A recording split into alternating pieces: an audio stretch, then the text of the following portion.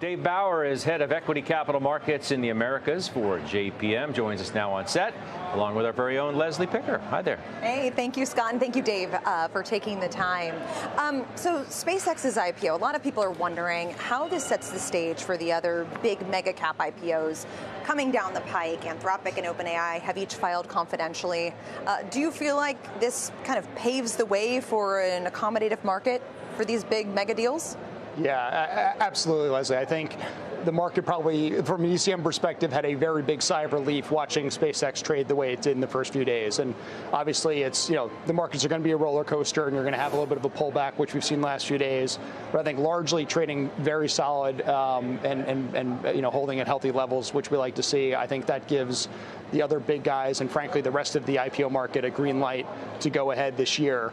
And then the other thing I would say about SpaceX, which I think was the big test of the market, was the individual investor democratization. And as you think about, a very big portion of the SpaceX IPO is allocated to retail or individual investors, which I think should be an ongoing theme around some of these bigger IPOs.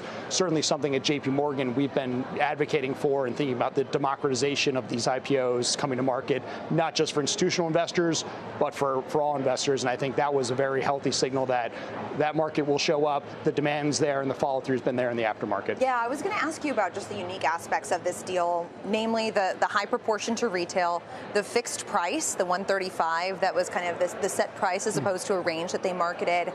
How many of those unique aspects do you think are replicable for the future mega cap deals? It sounds like you think retail will continue to be a significant presence in these big IPOs.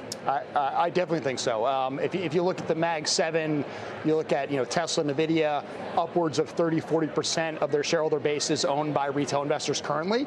And so you have to think, as a go-forward post-IPO, these are going to be well held by retail, and that should be a big part of it.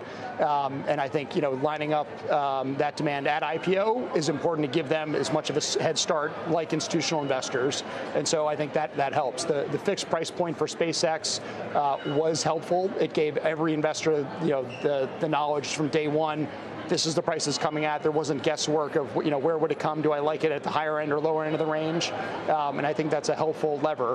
Whether that's something we employ going forward for every IPO, I think it'll be case by case specific, but certainly show that's a helpful tactic and something that was different by design but worked out. Yeah, it seems like it would be helpful for retail too, so there's no confusion about kind of where within the range they want to put in their orders and so forth.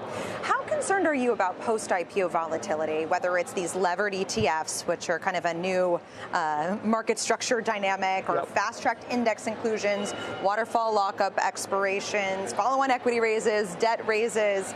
There are a lot of gives and takes that the market is trying to digest, particularly around SpaceX and presumably around other future IPOs as well. How much does that concern you, or what are the conversations with investors like about these various flow dynamics?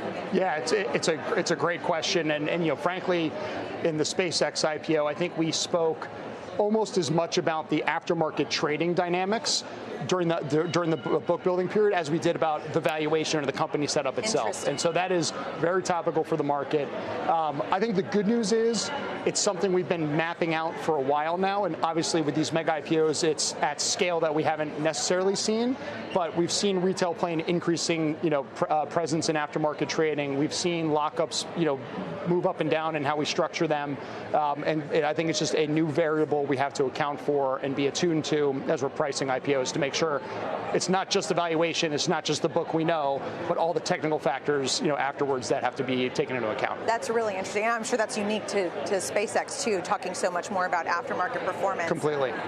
There's been a lot of market consternation as to whether the market can really digest all of this supply coming. It feels like the window is wide open at this point in time. What are you most concerned about as a risk that could cause that window to close? I mean, we are in a remarkable period right now. It's as busy of an equity capital markets period as I've seen, going back to 21, but even before that, it's really we're in a 25-year kind of cycle right now, which is great to see. I think the biggest thing for me is as long as we price these deals well and we structure them well, and investors are coming in with the right, mindset, and there's transparency as to what everyone's trying to achieve, the cycle can continue and this can continue to work. And so I think it's being mindful. It's getting all the signals right, making sure we're setting the deals up appropriately, and starting things out in the right way, so that you do have a SpaceX type trading, and that investors feel like they're rewarded for participating, and we don't have a foot fault that could, make people second guess buying the new issue market.